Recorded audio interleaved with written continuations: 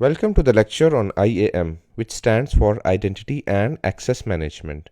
So we have divided IAM into two parts. We are going to start with the first part. Now, cybersecurity contains a lot of acronyms, and IAAA is one of them. So I stands for identification. Now, this basically refers to just identifying an entity.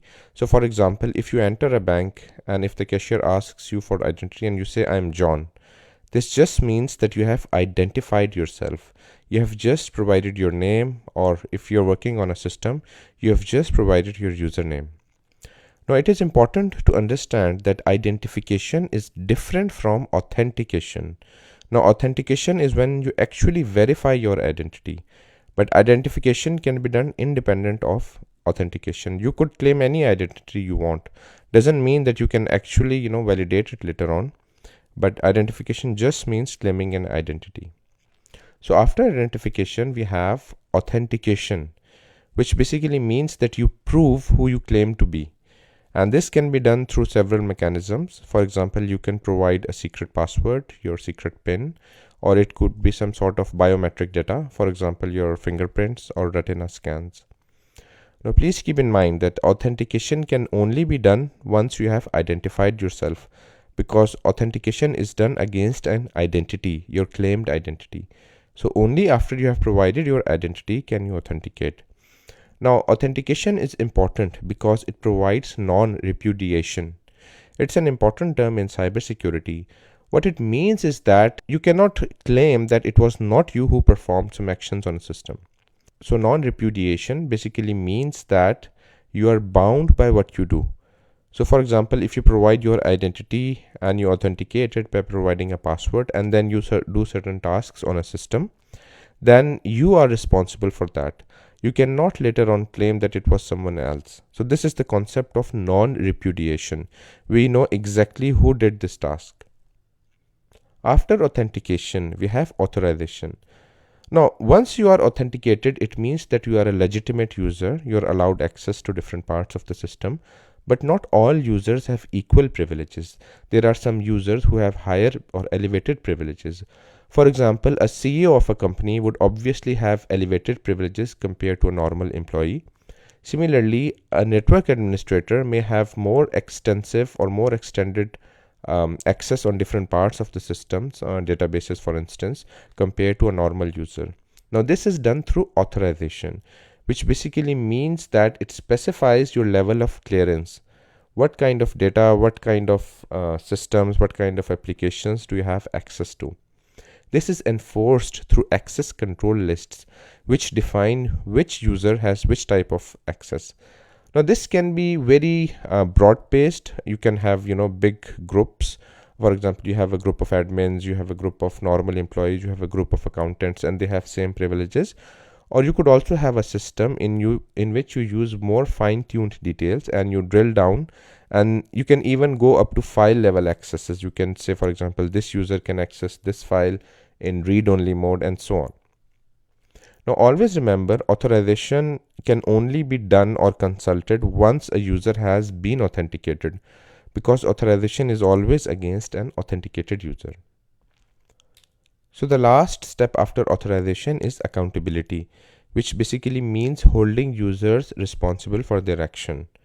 So even though you are a legitimate user of a system and you already have predefined authorization, but still it is nice to double check if any user has performed an activity he was not allowed to. And this is not always malicious. Sometimes inadvertently users are assigned privileges that they were not meant to be. So for example, this often happens when you change roles within an organization, or when you acquire more privileges over time. And so basically we need some sort of an audit mechanism to ensure that privileges are appropriately assigned and updated, and that tool is accountability. Now, accountability is done by doing account audits and log reviews. Let's see how IAAA pans out in real life. So here's Jim. Jim goes to a bank, and at the counter, he says, "Hi, I'm Jim." Now, at this point, Jim has only identified himself, so identification is complete. but we haven't talked anything about authentication. So the officer at the counter, the bank officer, he says, ID please. Now Jim produces his driver's license and the officer verifies it and says thank you. Now at this point, Jim has authenticated himself to the system. So the difference between identification and authentication is that identification just means claiming something, whereas authentication means verifying it. And verification can be done in a number of ways. It could be your driver's license, it could be a PIN number, it could be a password, and so on. So next, Jim says, can I withdraw $10,000? And the bank officer says, you're only allowed $5,000 per day. Now this is what we call authorization. Now even though Jim has identified himself, he is authenticated, but authorization deals with what functions or what things Jim has access to. So this is where authorization comes into play. It creates the check and balances and makes sure that Jim can only perform operations he is authorized to. And finally, we may have an audit officer who periodically checks bank records to detect inconsistencies and to make sure that all bank operations were properly authorized. Now this completes the accountability part. Let's discuss identification and authentication in more detail. So identification is when a subject claims an identity. So for example, claims such as I am John Cooper, or showing your ID badge, or facing a camera for retina or face scan are all examples of identification. At this point, you're not authenticated, you're just claiming an identity. Authentication refers to proving the identity of the subject. And this proof is done by providing a password, a PIN number for example, or biometric data. Let's have a look at the different phases in an identity lifecycle, which helps organizations streamline their identity and access management process. So the first step is provisioning. In this step, we create new accounts and we assign privileges to those accounts. But we also have a review process, which requires periodic account reviews. Now this helps highlight several serious problems sometimes. So for example, we may detect accounts which are no longer active, which should be disabled. But it also helps us identify privilege creep. So privilege creep happens when a person moves vertically up in an organization, and over time he or she may accumulate excessive privileges. So let's say a person joins the HR department and later on they join the network department and they become the network administrator, but they still retain the privileges from their HR account. Now this is referred to as privilege creep, and this can only be highlighted if you do periodic account reviews and audits. And the last step is revocation. This refers to disabling accounts of employees who leave, retire, or are terminated. Now this is different from disabling inactive accounts, and revocation is a very important step from a cybersecurity perspective, because especially if you have an employee who has been terminated and if he still has access to his account, he may leverage that access to launch attacks on the company, for example, or cause any other type of damage. So it is always a nice idea to quickly revoke access to accounts of users who leave, retire, or are terminated. We have different categories of authentication factors, and we are going to go from the weakest to the strongest ones. So the first type is type 1. This is something that you know. For example, you know your password or you know your secret PIN. It is an authentication factor. It's not a great one because people sometimes do lose their passwords and pins to other people. They may note it down somewhere, it may get hacked, and so on.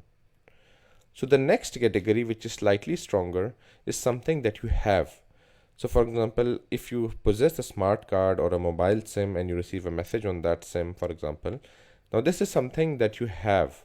The strongest type of authentication factor is type 3, which is something that you are. So your retina pattern, fingerprints. So these are some things which cannot really be stolen. Nobody is going to steal your retina, for example.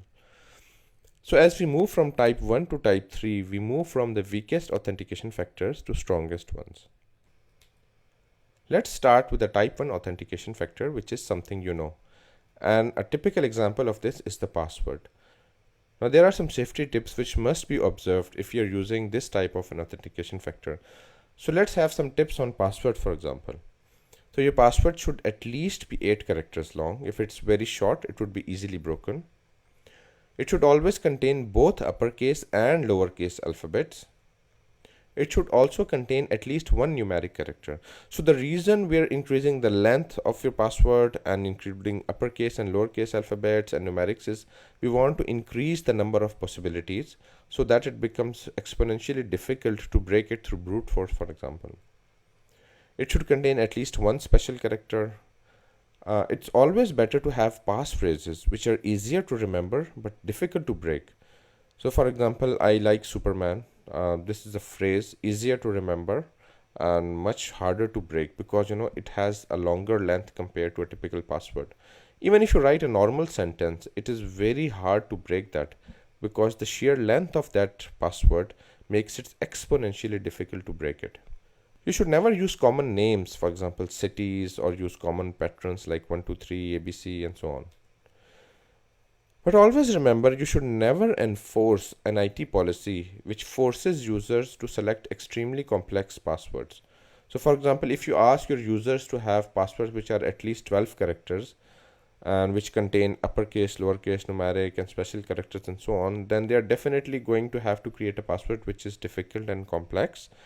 And in order not to forget it, they are very likely to write it down on a post-it and stick it under their desk. So this is just common sense. We always need to balance security compared with complexity. We don't want to make a solution which is so complex to implement. Next is type 2. This is something that you have. So this refers to something which you physically possess. It could be your identity badge, a smart card, your mobile SIM on which you receive messages, or it could even be an application. So for example, you can install Google Authenticator. So the contrast from type 1 is that in type 1 it was something that you knew, something stored in your brain. Now this is something which you have physically possess. The last type is type 3, which is something that you are.